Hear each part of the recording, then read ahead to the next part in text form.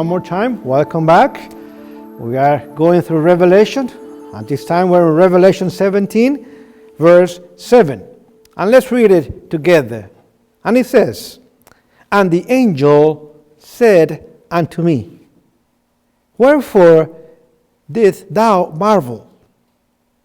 I will tell thee the mystery of the woman, and of the beast that carrieth her, which hath the 7 heads and the 10 horns." So here we see that the angel says, John, don't worry, I know you're marvel. I'll tell you why. I'll tell you the mystery of that woman and also the beast that she's riding on. Verse 8 says, "The beast that thou sawest was, and is not, and it shall ascend out of the bottomless pit." See it? That's the third power. Out of the bottomless pit, and go into perdition. And they that dwell on the earth shall wonder, whose names were not written in the book of life from the foundation of the world, when they behold the beast that was, and is not, and yet is. So now the angel Gabriel is telling John about the beast. Notice, the beast come out of the bottomless pit. Was, is, not, and it will be. So he's talking about how the kingdoms of the world, the nations of the world, will come together, and then they're going to give power, civil power, to the women once again. I continue my reading. "And here is the mind which hath wisdom. The 7 heads are 7 mountains, on which the women, the church, sitteth." If you go to Rome, for example, you see 7 mountains. The city of Rome is established, is founded on 7 mountains. Verse 10. "There are 7 kings, 5 are fallen, and 1 is, and the other is not yet come. And when he cometh, he must continue a short space or time." So 7 kings. Remember the 7 heads? There are also 7 kings. It's right here. It's easy to see. It says 5 are fallen. So John is standing in the year 1798. 5 empires of the world have already passed. Babylon, Medo-Persia, Greece, pagan Rome, and papal Rome. So you have 5 kingdoms or 5 kings or 5 worlds, empire already fallen. 1 is, and another 1 is to come. And when he comes, the number 7, it's going to be a short time, a short space. And then we will see what happened. So we see 5 kingdoms fallen. 1798. What nation, what kingdom was coming out of the earth at that time that eventually became an empire? That is the U.S., the United States of America. And that's the 6th kingdom. That's where we are right now. But right now, also, the 7th kingdom or the 7th empire is already forming. Because you have an organization. By the way, it's in the U.S. And that organization is made up of the 10 horns is made up of the totality of all the nations of the world. That's the United Nation. So you have the UN, United Nations. That's going to be the seventh kingdom. And it's going to be for a short time. And we're going to see it in a minute as we continue reading. Verse 11. And the beast that was and is not, even he is the eighth, and is not of the seventh, and goes into perdition. So the civil power that was united with the church, and is not right now, but it will be soon. When that happens, it's going to be for a short time. But it's going to go also into perdition. So here it's talking about the nations of the world coming together and giving civil power once again to the great whore, and making her powerful as she was in the Middle Ages. Actually, at the end of time, she's going to be more powerful than she was in the Middle Ages. At that time, she only controlled Europe and Latin America. But at the end of time, all the nations of the world will come together and give her the civil power that she so desperately wants today. 12.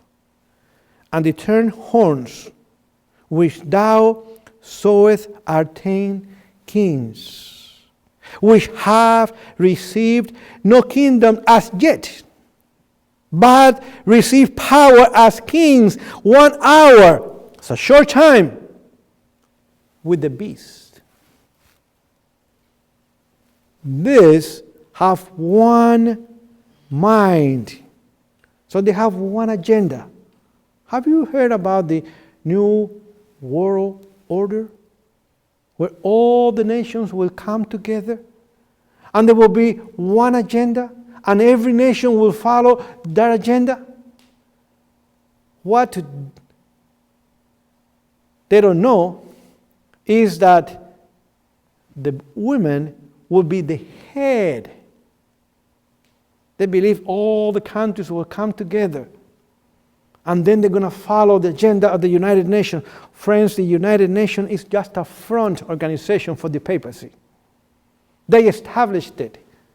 They made it happen in the 1940s. So when the people talk about the United Nations, that tells you that they don't know who is behind it. Because that organization is just a front organization for the women. And shall give their power, their civil power, and strength, armies, unto the beast. So at the end of time, all the nations will give her power.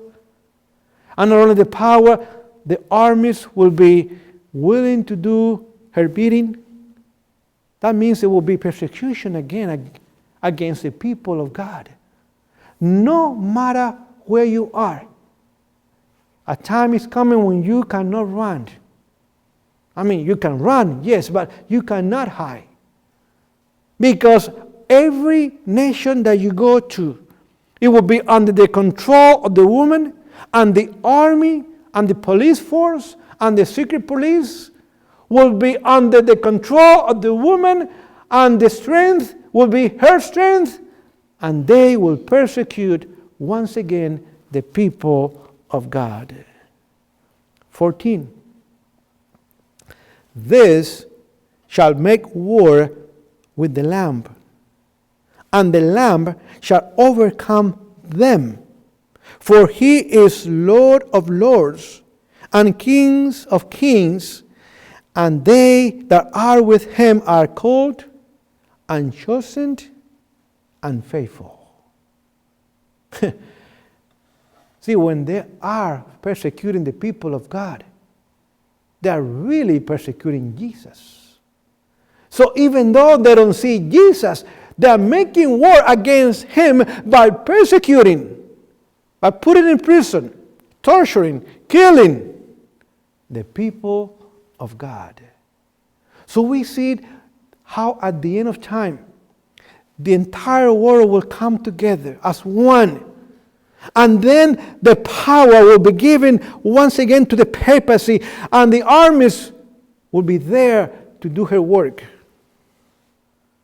If you go to Daniel 11 and 12, there you see the end of times through the eyes of the papacy. Here in Revelation 17, you see the end of time through the eyes of the nations of the world. In Revelation 13, you see the end of time through the eyes of the apostate Protestant churches here in America.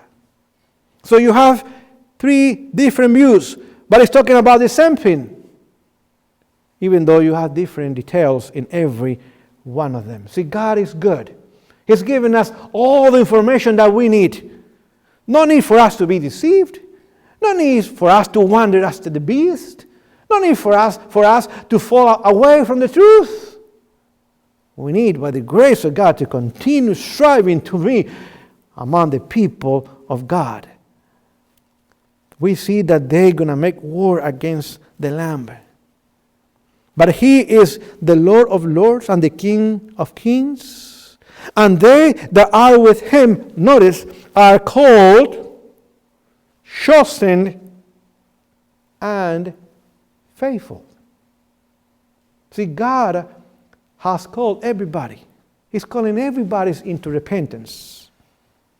Also, He has chosen everybody. However, faithfulness, that's up to us. He has done all that is possible for our salvation, but He will not decide for us. That decision is up to you, it's up to me. And then being faithful to Him is a decision that we need to make, and we need to make it every day. It's not that we're going to make it then only. If today I'm faithful in the little things, then I'll be faithful in the big things. If today I'm compromising and giving away my faith here and there, if today I'm not being faithful, I'm not living up to the light that God has given us as a people, guess what? I'm preparing to be unfaithful. Even though He has called me, even though He has chosen me, the faithfulness is up to me. He's going to give me the power to be faithful if I want to be faithful. But that decision of faithfulness is up to every one of us. I continue my reading, verse 15. And He saith unto me, the waters which thou sawest, where the whore sitteth, are peoples and multitudes and nations and tongues. We have already talked about that. We know that waters mean people. And she's sitting on them because they are supporting her. But also that means that she's controlling them as well. 16. And the 10 horns which thou sawest upon the beast, this shall hate the whore, and shall make her desolate and naked, and shall eat her flesh, and burn her with fire. Now God is telling us what is going to happen eventually. Even though the waters are supporting the woman, and she's controlling them, even though the nations of the world have come together, and they have given her power and their armies so she can persecute the people of God again and kill some of them, the time will come when the support that she has will be removed and taken away. And then she's going to fall, and she's going to fall so bad that she's going to be desolate. That means she's going to be lifeless. barren. A time is coming when God is going to lay open the sin of Babylon. What she has been doing in the wilderness, hiding away from the people, behind the curtains, then God is going to make it public. See, people have to make a decision, but they have to make a decision that is an informed decision, not out of ignorance. And the three angels' messages will reveal to the world the beauty of Jesus, the mystery of godliness, but also will reveal to the world the mystery of iniquity. And she's part of it. So what is happening today that we have no idea. And the media is not telling us anything. You cannot read in the newspaper. You cannot see on CNN or any other news channel. No one is talking about it. However, many things are happening that we have no idea of, and things are wicked and evil, and it's destroying the nations, and it's destroying families, it's destroying economies, it's destroying people, it's killing people, it's separating families, and so forth, and we have no idea who is behind it. Eventually, God will show us the system that has been behind it, and how she did it, and why she did it. And then the people will withdraw their support, and the whore will be desolate. Not only desolate, she's going to be naked. That means she's going to be poor. When we began reading chapter 17, she was decked with gold and jewelry and pearls and diamonds. She was wealthy. She was attractive. She was beautiful. However, a time is coming when all her wealth and all her beauty will be taken away and removed. It will be gone for good. Never, ever to come back. Eventually, the people will find out that that system has been robbing them. Eventually, they find out that that system has been taking advantage of them. You go to many countries where you have a lot of poverty.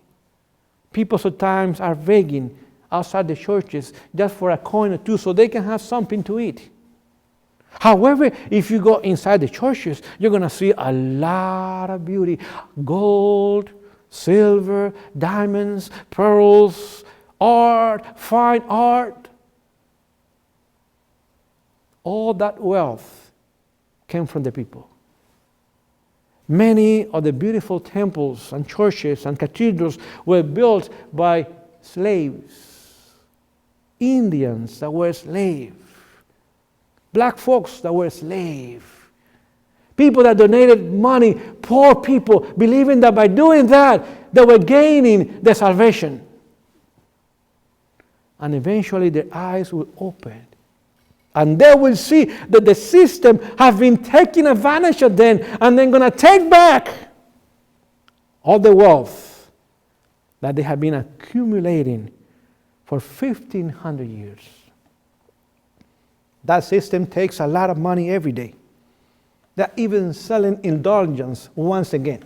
That means that you can go ahead and sin, but before you sin, your sin has already been forgiven. That's blasphemy. That's abomination. To believe that you can sin, and before you are sinning, you are already forgiven. God have mercy. Eventually, people will find out that the church has been making a lot of money. Whatever they do, they charge you for it. And all the money they have been keeping for years and years, and they don't pay a single penny on taxes. They're tax exempt. And all of that eventually will be gone. But that's not the end of it. Not only she's going to fall and be desolate, barren, lifeless, naked, poor, and shall eat her flesh, and burn her with fire. Hold on. There was another woman in the Bible that fell. And when she fell, her flesh was eaten. Who was that woman? Jezebel. And she was looking out the window when Jehu came. And she was a harlot. So she was telling him, "Hi, I'm here, I'm available. What can I do for you? Hi, good looking. I'm here, look up." And he did. And said, "Oh, there you are, Jezebel. Throw her over." And they did. And she fell to the ground. And she was lifeless. She died when she hit the ground. And then the dogs came and they ate her flesh. And they licked the blood. So we are seeing here Jezebel once again falling down, because this woman is compared to Jezebel also in the Bible. Not only that, what it was left, it was buried in the case of Jezebel. But in this case, what is left, it will not be buried. It will be burned. It will be destroyed forever. Nothing left. Verse 17. For God hath put in their hearts to fulfill his will, and to agree and give their kingdom into the beast, until the words of God shall be fulfilled. 18. And the woman which thou sawest is the great city, which reigneth over the kings of the earth. So you see at the end of chapter 17 that this church is reigning over all the nations of the world. But also says that this woman is that great city. What city is that? That's Babylon. That's why God has called his people out of Babylon. Come out of her, my people. That means God has people there, good people, honest people, people that are seeking for truth and righteousness. And right now they are there, but eventually, by the grace of God, they will see the light and they will come out of the system and they will join the people of God. But notice that Babylon is a great city. And God is calling us to come out of the city also, not just the teachings, the false teachings. We need to come out of the lifestyle in Babylon, in the cities. This is the time when we also need to follow that divine counsel and come out of the cities. The lifestyle there is not appropriate to develop a character for heaven. It's not good for holiness and righteousness. This is the time when we need to be in the country, developing our outpost, that eventually it will be a place where many people that come to the truth at the very end will have a place to go to, and then we will continue working the cities, but not living in the cities like Enoch. Going to the city for a time, working the cities, perhaps taking some of the people with us into the country, preparing them, teaching them. Some of them might stay with us, some of them might go back. It's the decision though.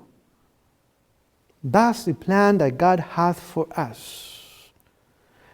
Because he is calling us also to come out of that great city.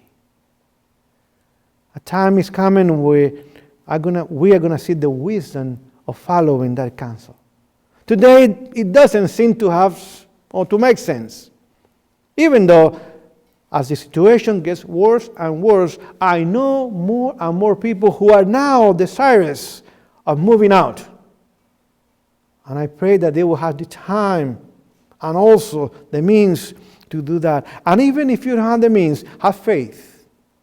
God will reward your faith.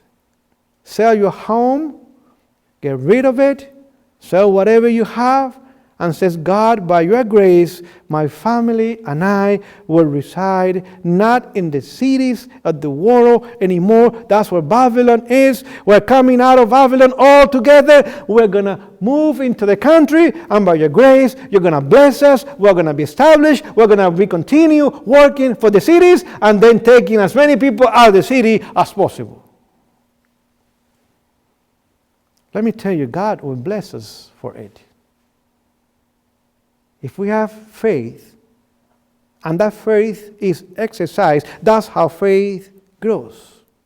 But exercising faith. But if faith has no works, it's dead. And dead people know nothing, and they cannot do anything. But if we have faith, then we can follow His counsel. He will open the door for you. He did it for us. He will open the door for you, and it will be a blessing to you, to your family, and to a lot of other people. May God bless you, friends.